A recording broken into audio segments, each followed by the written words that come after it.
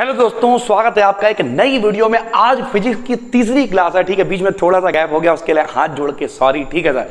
आज हम लोग बात करने वाले हैं न्यूटन्स लॉ के बारे में, जो आपने 9th में पढ़े होंगे, 11th में पढ़े होंगे, लेकिन आज प्रॉपर डिटेल कर देंगे, पूरा टॉपिक कवर करने वाले हैं, ठीक है सर। तो चलिए शुरू करते हैं। देखिए, सबसे पहले न्यूटन ने भैया 3 नियम दिए। कितने? 3। पहला कहलाता है लॉ ऑफ इनर्शिया। क्या कहलाता है? Law of inertia. तो भाई लोग पहले तो इनर्शिया को समझते हैं। इनर्शिया को हम लोग हिंदी में कहते हैं जड़त्व। क्या कहते हैं? जड़त्व। अब ये जड़त्व क्या होता है थोड़ा समझाते हैं भाई। होता क्या है, मान लिया आप यहाँ बहुत सारे लोग होंगे, कहीं जाते होंगे, गए, कोचिंग पढ़ा है, स्कूल पढ़ा है, लौट मतलब स्कूल में पढ़ा है, लौट के आए, मम्मी ने कहा जाओ बेटा आटा ले आओ जाके, ले आ जाके, गेहूं दे आओ जाके, दे आ जाके, बहुत सारे काम कर लिए, आ जाओ, आ गए। फिर मम्मी ने कह दिया आप कोई काम नहीं, जाओ। जैसे ही लेट गए, फिर मम्मी कही थोड़ा पानी भर दो, पहले नहीं बताती हूँ तो उतनी देर से। मतलब क्या, अगर कोई चीज चल रही थी तो कितना भी काम करा लो, लेकिन भैया जब रुक गई तब दिक्कत है। तो यही जड़त्व कहलाता है। प्रत्येक वस्तु में अपनी अवस्था, अपनी स्टेट को बनाए रखने का गुण होता है। जो चीज जैसी है वो वैसी ही रहना चाहती है। ये सीट यहां पड़ी है, ये पड़ी रहेगी जब तक इस पर कोई बाहर से बल नहीं लगेगा। बाहर से बल मतलब हम हाथ लगा के जो उठा सकते हैं। हमें आज चले रात में कोई चोर हो रहा है, उठा के बाहरी बल लगा के, या आप मान ले लेट गए, लेट के उठने का मन नहीं, जब तक मम्मी की चप्पल नहीं आई, बाहरी बल नहीं लगा, तब तक नहीं उठेंगे आप। यानी अगर कोई चीज बोले ना, गाना, अरे चलती है तो चलने दे, रुकती है तो रुकने दे। मतलब क्या है, अगर कोई चीज रुकी हुई है तो रुकी रहेगी, चलती है तो चलती रहेगी, जब तक उस पर कोई एक्सटर्नल फोर्स, बाहरी बल नहीं लगाया जाएगा। तो भैया हमने लिख दिया, न्यूटन ने मोशन के लिए 3 लॉज प्रपोज किए। बी डिकेडियन बीएससी पे ये पीडीएफ बढ़ा दी जाएगी, ठीक है। फिलहाल इस पीडीएफ की क्वालिटी थोड़ी सी दिक्कत है। अगर आपको टेंशन हो रही है तो आप सुनिए आराम से, ऐसे ही याद हो जाएगा यार, पीडीएफ की जरूरत ही नहीं पड़ेगी। देखिए सर, इस लॉ के अकॉर्डिंग प्रत्येक सब्जेक्ट में अपनी स्टेट को बनाए रखने का गुण होता है, ठीक है। प्रॉपर्टीज होती, जैसे यदि कोई सब्जेक्ट या बॉडी रेस्ट स्टेट में है तो वो रुकी रहेगी, अगर रेस्ट स्टेट में ही रहेगी, और यदि मोशन में है तो वह मोशन में रहेगी जब तक उस पर कोई एक्सटर्नल फोर्स नहीं लगाया जाएगा। एक्सटर्नल फोर्स का मतलब होता है जब तक कोई बाहरी बल नहीं लगाया जाएगा। बाहरी बल लगेगा, चीज अपनी जगह से हट जाएगी सर, ठीक। या कोई चीज चल भी रही है तो वो कब रुकेगी? जैसे मान लिया हम लोग बस में बैठे होते हैं, अब बस में बैठे हम लोग, मस्त बस के संग में चल रहा है शरीर, बस में लगा ब्रेक, अब शरीर तो चलते रहना चाहता, घुस गए आगे। होता है सर ऐसा, जड़त्व के कारण होता है। यानी कोई चीज रुकी है तो रुकी रहो, चलती है तो चलती रहना चाहती है। यानी F का मान क्या होएगा? 0। और अगर F 0 होगा तो A भी क्या हो जाएगा? 0। F का मान 4 0 है तो 4 0, तो A भी क्या? A माने त्वरण, त्वरण भी क्या हो जाएगा? 0, एक्सीलरेशन। और B फॉर वेलोसिटी, वेलोसिटी यानी वेग भी क्या हो जाएगा? 0। जब बल लगी नहीं रहा है तो वेग में परिवर्तन नहीं होगा, वेलोसिटी में चेंज नहीं, यानी V 0 होगा, तो एक्सेलरेशन में भी चेंज 0 हो जाएगा, ठीक है। तो ये है फर्स्ट लॉ, जिसे कहते हैं लॉ ऑफ इनर्शिया। क्या कहलाते हैं? Law of inertia. इसके आगे आप थोड़ा और लिख सकते हैं, अतः प्रत्येक बॉडी में अपनी स्टेट को बनाए रखने की प्रॉपर्टी होती है, अपनी स्टेट को बनाए रखने का गुण होता है। इस गुण को हम लोग कहते हैं इनर्शिया, और इस लॉ को कहते हैं लॉ ऑफ इनर्शिया, ठीक है। इस तरीके से आप प्रॉपर लिख देंगे। याद हो गया? क्या याद हुआ बताओ? कोई चीज रुकी है तो रुकी रहेगी, चलती है तो चलती रहेगी, जब तक उस पर कोई बाहरी बल यानी एक्सटर्नल फोर्स नहीं लगाया जाएगा। अगर अतः हर वस्तु जो भी है अपनी अवस्था को बनाए रखना चाहती है, अपनी स्टेट में ही रहना चाहती है। इस गुण को क्या कहते हैं? इस प्रॉपर्टी को क्या कहते हैं? इनर्शिया। और इस लॉ को क्या कहते हैं? लॉ ऑफ इनर्शिया, ठीक है भाई। उसके बाद है सेकेंड लॉ। बहुत सरल है भैया। सेकेंड लॉ क्या होता है? लो भाई, F बराबर होता है M इंटू ए। F बराबर M इंटू ए। F माने फोर्स, F माने फोर्स, फोर्स माने बल, M माने मास, मास माने द्रव्यमान, A माने एक्सीलरेशन, A माने एक्सीलरेशन, यानी the product of mass and acceleration is equal to force. द्रव्यमान और त्वरण का गुणनफल लगने वाले बल के इक्वल, सारी बन के देखिए कि इक्वल, यानी दोनों का प्रोडक्ट जो है वो किसके इक्वल होता है? फोर्स के इक्वल होता है, ठीक। तो लिख दिया है। इस लॉ के अकॉर्डिंग किसी बॉडी पर अप्लाइड एक्सटर्नल फोर्स उसके मास तथा एक्सेलरेशन के प्रोडक्ट के बराबर होता है, ठीक भाई। लिख के दिखा दिया, F बराबर M इंटू ए, और A बराबर क्या होता है भाई? थोड़ा सा हम यहां पे दिखाते हैं आपको। A बराबर क्या होता है? A बराबर होता है त्वरण बराबर वेग परिवर्तन बटा समय, ठीक है। Change in velocity upon time equal to क्या होता है? एक्सीलरेशन। तो A बराबर रख दिया delta B upon delta T। जब यहां रख दिया तो आया F बराबर M इंटू में delta V upon delta T, ठीक है सर। और m इंटू बी क्या होता है, मास इंटू वेलोसिटी, द्रव्यमान गुणे वेग होता है संवेग यानी मोमेंटम। तो m इंटू डेल्टा वी को क्या बना दिया, डेल्टा पी, मतलब F बराबर हो गया डेल्टा पी अपान डेल्टा टी, ठीक है सर। P माने क्या है, मोमेंटम है यानी संवेग है। डेल्टा माने क्या है, परिवर्तन है यानी चेंज है।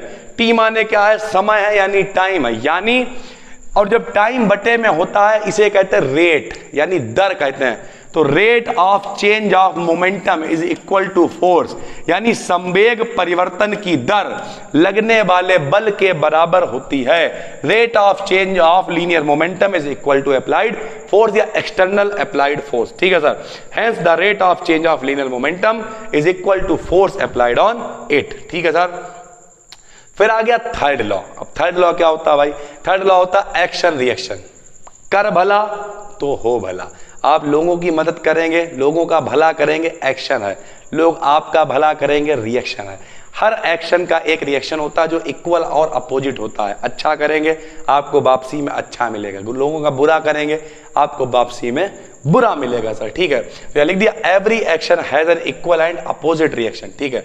प्रत्येक क्रिया की एक प्रतिक्रिया होती है। हमने मान लिया क्या किया, किसी के हाथ मार दिया तो वो आपके हाथ मारेगा, आपने कस के हाथ मार दिया तो फिर वो बौरा जाएगा, अंधाधुंध धोना, यानी क्रिया की प्रतिक्रिया होगी।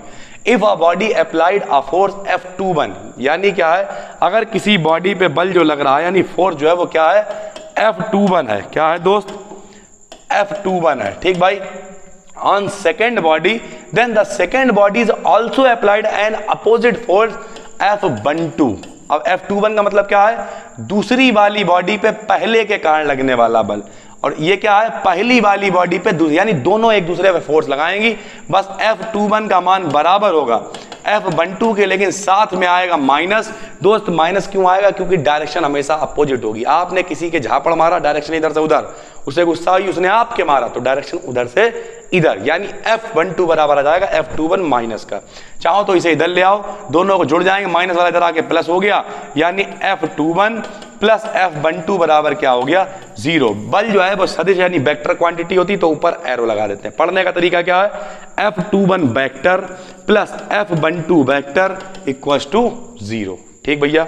अब देखते हैं डेरिवेशन फ्रॉम, आगे देखते हैं sir derivation of first law from second law. दूसरे लॉ की सहायता से हम पहला वाला लॉ कैसे निकाल सकते हैं, ठीक है। प्रॉपर पूरे टॉपिक्स हम कवर करने की कोशिश कर रहे हैं। तो देखिए सिंस सेकंड लॉ क्या है, F बराबर होता है delta P upon delta T। हमने आपको अभी निकाल के दिखाया था कि rate of change of linear momentum is equal to क्या होता है, एक्सटर्नल अप्लाइड फोर्स के, ठीक है। संवेग बराबर क्या लिख सकते हैं बताओ, P बराबर हम लोग क्या लिख सकते हैं, M इंटू बी। P बराबर क्या लिख सकते हैं, M इंटू बी। ये लीजिए सर, P बराबर लिख दे रहे हैं M इंटू बी। ये लीजिए F आ गया, यहाँ आ गया P बराबर क्या लिख दिया, M इंटू बी, क्योंकि संवेग बराबर होता है द्रव्यमान गुणे वेग, ठीक है भाई। उसके बाद M कैसी है भैया, M एक अदिश राशि है, इस पे वेक्टर मत लगाइएगा, इसे ले आएंगे बाहर तो आ जाएगा F बराबर M बाहर आ गया, dv अपान में क्या आ जाएगा, dt आ जाएगा। अब F बराबर dv अपान dt क्या होता है, a होता है, यानी त्वरण होता है, उल्टा डेरिवेशन कर रहे हैं तो वेग परिवर्तन बटा समय, ठीक है। Change in velocity upon time को क्या बना दिया, a, यानी F बराबर क्या हो गया, m इंटू ए। अगर F का मान 0 है, F हो जाए 0 तो a भी क्या हो जाएगा, 0। लो भाई a भी 0 कर दिया, और a 0 है मतलब वेग परिवर्तन बटा समय, यानी dv अपान dt भी क्या हो जाएगा, 0। dv अपान dt 0 है, dt जाएगा उधर तो dv बराबर क्या हो जाएगा, 0। d हटाएंगे तो b बराबर क्या हो जाएगा, कांस्टेंट, ठीक। अगर dv 0 है तो b क्या हो जाएगा, कांस्टेंट। सर जी dv अगर 0 है, जरा सुनिए सर जी, अगर dv जो है वो 0 है, लो भैया लिख दिया dv 0 है तो b कांस्टेंट कैसे हो गया। लो इसका क्या मतलब है, d माने होता है परिवर्तन यानी चेंज, d या डेल्टा माने परिवर्तन यानी चेंज। तो अगर dv 0 है इसका मतलब कोई भी चेंज नहीं हो रहा है b में, और कोई चेंज नहीं हो रहा है इसका मतलब b का मान क्या है, कांस्टेंट है। क्या है, कांस्टेंट है, ठीक है सर। तो अगर हमने क्या लिख दिया भैया, हमने लिख दिया अतः एक्सटर्नल फोर्सेस की एब्सेंस में किसी बॉडी की वेलोसिटी कांस्टेंट रहती है। यही न्यूटन का फर्स्ट लॉ है। अगर कोई बाहरी बल ना लगाया जाए तो कोई वेग नहीं होगा, बॉडी रुकी रहेगी, यही पहला नियम। दूसरे नियम से हमने पहला नियम निकाल दिया, ठीक है। फिर कुछ लिमिटेशंस है न्यूटन लॉ की। तो न्यूटन का फर्स्ट और सेकंड लॉ तभी अप्लाई होते हैं जब फ्रेम ऑफ रेफरेंस में कोई एक्सेलरेशन ना हो।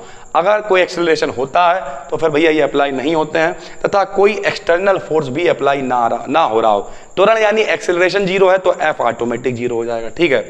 जबकि F बराबर m इंटू ए तब पॉसिबल होगा जब m का मान कांस्टेंट हो। अगर m कांस्टेंट है तो F बराबर m इंटू ए लगा सकते हैं। थर्ड लॉ के अकॉर्डिंग F21 बराबर माइनस का F12 होता भी निकाला हमने, परंतु ये तभी पॉसिबल होगा जब इन्हें एक ही टाइम पे नापा जाए, एक्शन और रिएक्शन को एक टाइम पे नापा जाए, लेकिन ऐसा करना पॉसिबल नहीं है। अर्थात न्यूटन का थर्ड लॉ भी कंप्लीटली ट्रूथ नहीं है। क्यों? एक्शन जब पहले क्रिया होगी तभी तो प्रतिक्रिया होगी, दोनों के एक साथ कैसे नाप सकते हैं? तो कहीं ना कहीं इस पे भी शंका के बादल घूम रहे हैं।